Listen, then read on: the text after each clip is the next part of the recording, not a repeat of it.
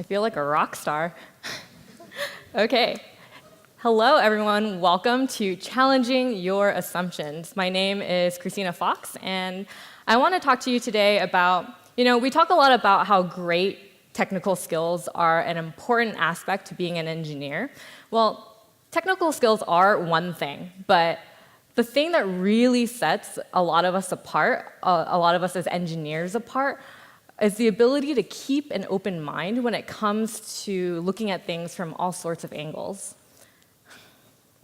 I like to say that we're a part of an exclusive developers club. We really understand the world in a way that others don't, especially when it comes to thinking logically about problems and issues. Now, however, this can potentially lead us to develop a particular mindset that's different from the rest of the people who use our own products.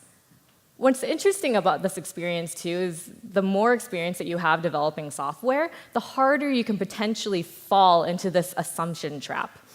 We'll go over some assumptions today that I've seen developers make and some suggestions for how to think more out of the box when it comes to development practices. Now, this is a little bit subjective, so it may or may not work for you and your team, but at the very least, it'll get you thinking about how to see from a different vantage point. Now, before I assume you know who I am, I'll introduce myself. Like I said, my name is Kristina Fox. I am an senior iOS engineer at Intuit, which is a company that makes financial software. We're based out of the United States. And in particular, I work on an application called QuickBooks Self-Employed, which helps freelancers and contractors manage their business finances for tax time. And a fun fact about me, I used to be a competitive figure skater for about 10 years of my life before I became a software engineer. Okay, so before we get into the assumptions themselves, I want to tell you a little story about why open-minded development practices became so important to me. And it starts with my mom. And I know what you're thinking. And you're totally right. My mom waited until the holidays when I came home so she could have 5 straight days of Kristina tutorial sessions to learn how to use her iPhone for the very first time. It kind of went something like this.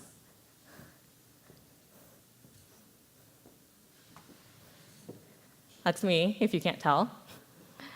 And it continues on. She starts asking me a few questions about it. I'm like, oh yeah, that's a search bar. I don't know if any of you have ever experienced this, but essentially it's incredibly interesting watching a person use a smartphone for the very first time. Literally all the UI elements are completely foreign, and it's got a crazy learning curve. It's basically like giving a diehard iOS person a BlackBerry and expecting them to know how to use it for the very first time. Take this thing in particular, a search bar. If you think about it, it's literally just a square white rectangle with a little icon on the side that's a circle with a line coming out of it. To most people who aren't familiar with the magnifying glass and the search bar, it doesn't really look like anything to them, right? So thinking about it from her perspective, or from perspectives of people who aren't familiar with these concepts, then it's completely foreign to them. So the tutorial sessions continue. And the questions start getting a little weirder. I realized that she was pressing down on her home screen a little too long, and she was accidentally triggering that, the deleting apps screen, because now her icons were wiggling all over the place. And then we got to this strange question. That's weird. There are definitely more than a few issues that my mom had going through all this, and it helped me better understand what a typical user would encounter in our apps. Now, my mom is probably skewed towards one end of the spectrum, but if we were able to start developing our apps in a way that people like her could understand it, then everyone would be able to. The first section I'll go into are the assumptions that we make when we're building apps for our users. Well, most users will have insert latest feature here by their next phone. Remember this last scenario? It turned out, if you're not an iOS user, there's a thing that you can do where you can use pressurized touches, or it's called 3D touch if you are familiar with it, to interact with on-screen UI elements in different ways. It's kind of like right-clicking on your app icons in order to show different options. I ended up having to turn off 3D touch for her because she couldn't ever figure out the right pressure to actually tap on the phone, and she kept triggering 3D touch instead of being able to open her own apps. There are a lot of these types of considerations that we should consider when we think about product development for new features. So some of the things to consider that are kind of outside of our control are, one, having these features turned off, and two, network speed around the world. Now, a lot of us here are very fortunate to be living in places where we get very fast internet, but this is not always the case in a lot of, especially third world countries where internet access is very precious and they have very slow network speeds. Some of the things that you can look out for, making sure that your load time for your app is small. And another thing that a lot of people don't think about are their analytics payloads. We spend a lot of our users' data sending up events back to our own servers, trying to log the user interactions, and it might not be directly beneficial for that user. So things that we can look into doing are maybe waiting until users on Wi-Fi before we send up a lot of those analytic events, or maybe looking into loading incrementally into when you actually need certain functions of your app. Now, some things that we can consider that are in our control, of course, making sure that performance and memory usage is good for our own app, battery life, and the last thing is backwards compatibility. Now, especially for new features, you want to make sure that they're also supported on older platforms or in hardware, or at least they're given an option to be accessed in a different way. So on that note, I wanted to share a story about a time when my team and I were thinking about redesigning our Today widget. And users seem to use our Today widget as a shortcut into their app, deep linking into certain screens or features. Now, we thought about adding these direct shortcuts like in the Notes widget. You'll see down here there's 4 buttons at the bottom. These are direct access points into the Notes app. But somebody warned us on our team that, actually, when you 3D touch on our app icon, it shows the same widget plus the same options down here as 3D touch options. And so we'd essentially be repeating functionality. Now, the thing that I want to say here is that you really can't predict which parts of the app users are going to use. So repeating a lot of this basic functionality is OK. They might use this widget, this widget here on the side, but they might not use 3D touch at all, so they'd never even discover this access point for everything. So the more places that users can access and discover your UI, your features, then the better. Assumption number 2. Our users will get it eventually. If possible, it's a good idea to use system icons. They have an advantage since they're used all over the app, and users are more likely to understand their meaning. But even then, some things are a little hard to figure out. How many of you have done laundry in the past month? Raise your hand. Can any of you tell me what these symbols mean? OK. Maybe a handful of us in the room. I'm very impressed. Luckily, someone ended up making a useful guide for us.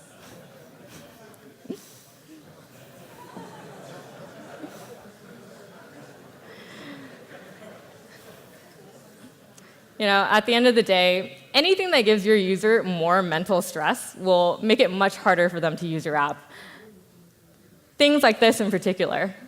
And considering, pretty much every one of us in the room raised our hand, and we don't really know how to use these symbols at all, you can see how icons might be a slightly terrible way to convey meaning. This is another example of iconography. Can any of you tell me which one of these means that the Shift key is on? Any guesses? Bottom one? Yeah. That is totally right. But it took a little bit. It took a second to figure out, right? And think about it. That's 1 second that's compounded over millions of users and every single time they look at their keyboard.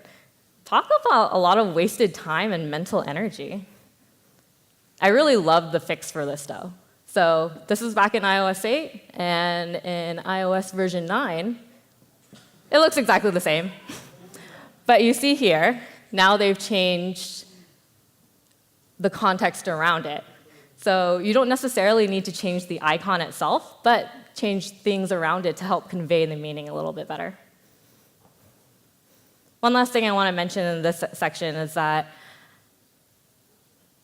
if you teach a user a bad habit and you don't fix it for a long time, then your user will be thrown off and potentially complain when you actually get around to fixing it. It's just way more mental energy wasted again. Like, think about it. How many of you are Snapchat users, for example? A few of you? Yeah, think about the latest Snapchat redesign. It's like so many users got so used to the really broken interface that they actually created a petition to bring back the old interface, even though it was technically easier to use. We see examples of this all the time. Assumption number 3. People with disabilities don't use our app. I once worked on an OCR camera library with a junior engineer, and it allowed you to take photos of documents, pieces of paper, that you could use to file for tax time. And we were putting voiceover in the app that would allow the library to announce the various states of the camera frame, so letting the user know if there was poor lighting, whether the document itself was too far away and too small, so we wouldn't be able to properly OCR the text. And he really didn't understand why we were bothering to do it. I want to share a video with you. Now, this is a story that's produced by Apple about a DJ and producer named Patrick. And let's hop over to it.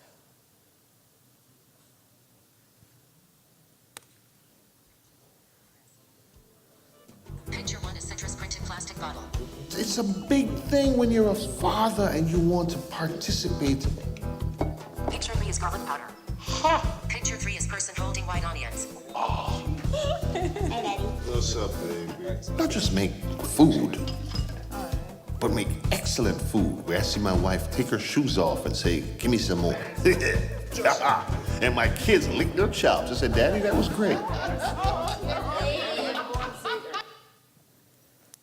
Now, that was just a little glimpse, but you can see here that Patrick is a visually impaired person, and he may have a permanent disability, but clearly he is able to get by and really uses technology to his benefit. Now, what if I told you that you could help so many more people than those just permanently affected by solving for these disabilities? This is probably one of my most favorite quotes about accessibility of all time. By designing for someone with a permanent disability, someone with a situational disability can also benefit. Impairment really is more common than you think. So take a look at this. You know about this permanent disability with a person with only one arm. But then think about it going across. Now we have disabilities in more daily settings. You have a temporary disability. Say you accidentally fell and broke your wrist. Now you kind of are in the same place as this person with a permanent disability. And even thinking about it in a situational sense, say you just had a new child and you're trying to juggle too many things. You have your kid in one hand, you got your phone in the other. You're trying to figure out the best way of being able to use your device while, not dropping your kid. This applies to all sorts of contexts. You have people like Patrick who are visually impaired, but then you also have people who have issues with their vision, like cataracts, versus people who are distracted drivers. Like, how many of us, maybe I shouldn't ask you to raise your hand, but there are a decent number of us who have probably texted while driving. And this is an example of someone who is definitely visually impaired because they're not paying attention to the road and yet still trying to use their app. Again, hearing. A person who is deaf versus a person who is in a situation where they can't hear anything because the environment around them is too loud. And lastly, this one affects a lot of us in a daily life, people who are nonverbal versus people who have lost their voice somehow, versus a lot of us who have heavy accents and have a hard time speaking to, a lot of our assistant apps, for example. Siri has a hard time understanding a lot of these heavy accents. Okay, so now that I've gone through a bunch of these assumptions, let's talk about how we can avoid the assumption mindset. And the first one, this one's a little basic, I'll admit it, but it is surprising how simple some solutions are. So my team has a beta version of our app that we push out daily with all the latest information, all the latest changes to it. And it's the version that our entire extended team uses and lives on. Everyone from the designers to the marketers, the other engineers, all the way up through senior leadership. I'm lucky that I have a large team that can help beta test, but if you don't, that shouldn't stop you. You can always test your friends and family members. Most of the time, if there are any major issues, they'll be caught at this stage and by the people who aren't so close to the product, who aren't blind to some of the glaring issues that are potentially lurking there. Having fresh eyes on your app is really the key to its success. Suggestion number 2, you want to think about developing with accessibility in mind from the very beginning. I feel like a lot of times people tend to leave it off towards the very end and either forget about it or say, you know what, there's not enough time. We can't ship, we have to ship without this. And I want to point to an example within the app that I work on. So again, this is QuickBooks Self-Employed. It's a financial app that lets you categorize your expenses as business or personal. And so essentially what we allow you to do is to swipe left or right to categorize expenses. It's kind of like Tinder, if you've used that.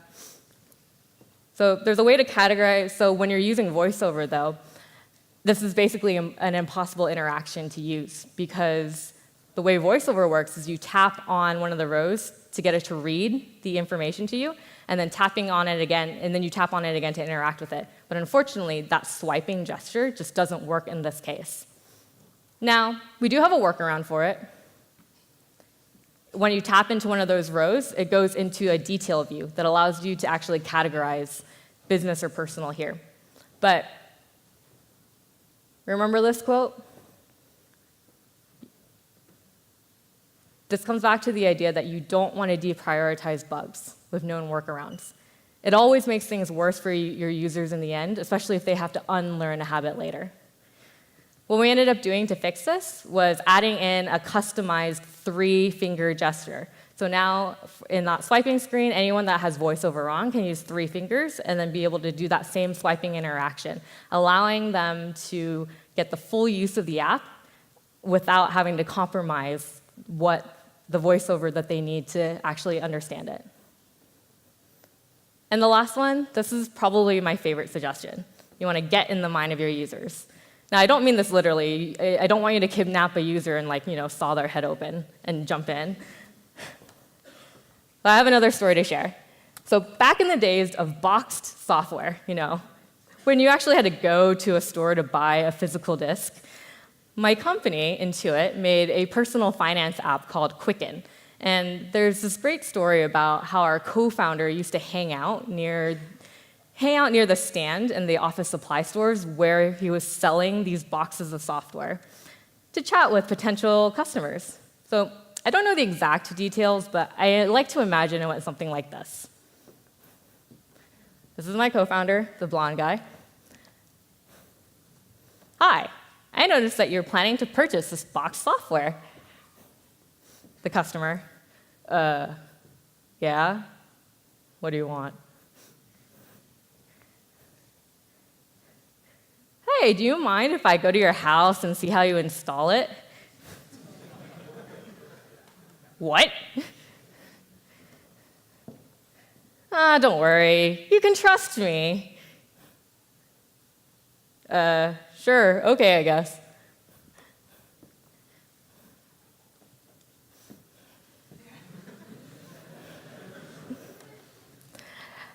So we have this concept of follow me homes that we do at work. And the reason why our co-founder started doing this was because he wanted to observe how people actually interact with their software, rather than listening to them to describe how they do it. And the reason is this: what people say they do and what they actually do is usually different. And people always talk about the ideal situation. If I had more time, I would do X. Or, if I were a more organized person, I would do Y. But it's an ideal, it's not what they actually do. And especially if it's an embarrassing or a silly thing that they do, then they might even hide the truth from you and not want to share exactly how they use your app. Now, because of this, it's really important to see them in the act. So I don't encourage you, again, to follow a user home or stalk them, but maybe emailing a user, asking them for their thoughts and feedback, that would be a great start in order to really get in the mind of your users. Okay, now I want to round us off with a few words on how assumptions can affect us in our daily lives. The last part of this talk deals with how we interact with our own teammates. Aside from figuring out what to name things, the other hard problem in software engineering is working effectively within our own teams. This one is rather tricky because you do want people to be domain experts. One of my previous managers has talked to me before about the importance of being a T-shaped employee. And what does that mean? It means that you're great at this one thing. You have a depth of knowledge in this one thing. But you still know about all this other stuff. You have a breadth of knowledge here. The downside of this is that it can be a little unfair to your teammates who also want to learn about this, this one area that you have strong domain knowledge in, or if you want to have shared knowledge on larger projects. The other caveat to this is career stagnation. Aside from demotivating people on your own team, you may eventually fall into a trap where the only person who knows about a tricky area of code decides to leave, and then your team is stuck because no one knows what to do.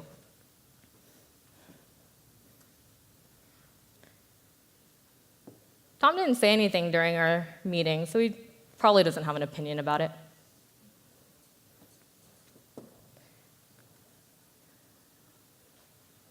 I highly recommend this talk, especially if you work with introverts or you are introverted yourself.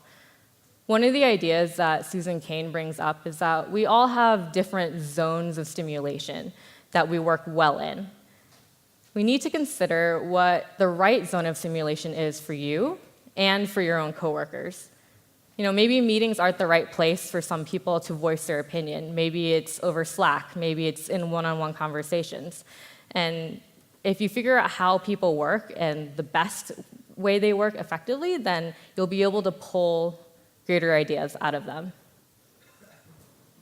And I don't need to there's been a lot of studies that have covered how diverse teams make better products, but I really want to point out that it's great to hear all of the voices in the room that want to be heard. And the last assumption, Amy asked a lot of questions. She clearly doesn't know what she's doing. There's a great article that came out from The Atlantic called "Why is Silicon Valley So Awful to Women?" And in it was an interesting story about a whiteboarding session that a woman had to go through, where the interviewers gave her a coding problem that had an issue with it. There was something wrong with the problem, and she couldn't actually fix it, couldn't actually solve it. And instead of actually asking, and instead of telling the evaluators that there was something wrong with it, she kept asking questions and kind of poking around the issue. Now, at the end of the day, unfortunately, her interviewers thought that she was completely incompetent and didn't know anything about what she was talking about because she had asked so many questions. Now, clearly, this wasn't the case. In hindsight, we know that she did know what she was doing, and she was trying to signal to her evaluators that there was something wrong, but they weren't picking up on these clues. So my suggestion here for these last three, it is a little hard to give concrete advice, since each team operates so differently. Now, your size of your team and whether you're remote or co-located really make a difference. I would recommend visiting this website, though. Project Include was created with diversity in mind, and it's geared towards startups, but a lot of suggestions will help create a more inclusive and open-minded environment. Find the things that work for you and your team. And with that, I want to leave you with this quote. Your assumptions are your windows on the world. Scrub them off every once in a while, or the light won't come in. And that's it.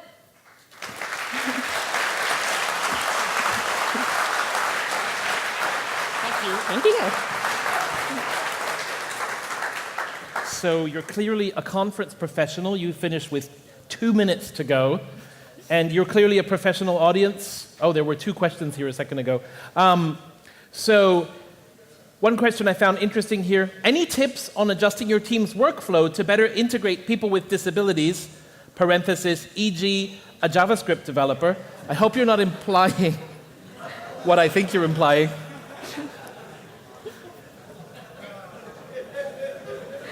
This one. Okay, so ignoring the elephant in the room, one of the things that you can do is to use there's a website out there, it's totally blanking off the top of my head, but if you follow me on Twitter, I will send it out later. There is a website that you can use that is connected to people with disabilities, and they are willing to go and test your app for you if they're willing to go and test your app for you. So I can send out the link, and you can help integrate some of those people into your beta testing flow before you announce new features, release new features out there. Yeah, in the Drupal open source project, there's a great accessibility team who's very willing to help on that sort of thing too, and they've got blind users and other people with other difficulties who are part of that. So how are we different from the generation that was afraid of programming a VCR? That's an interesting question. I guess the thing that makes me feel different is that the startup cost for us is a lot less than what it was for them back then. Hardware, computer hardware nowadays is so much cheaper than it was back then. Back when computers literally took up the size like whole rooms. So you can get started by building an app, having a startup just right out of your own college dorm room, out of your own garage. It's very quick for you to get a demo out there just to show people. Whereas back in the past, you had literally physical disks of software, and it'd be really difficult to distribute. I think that's probably the biggest thing is the startup cost and ability to get the word out there about your products. All right. Is your biggest lesson that you learned on the way to being who you are today easily and quickly expressed? Yeah. My biggest lesson was learning how to say no to things. All right. Thank you so much. Thank you. Thank you, everyone.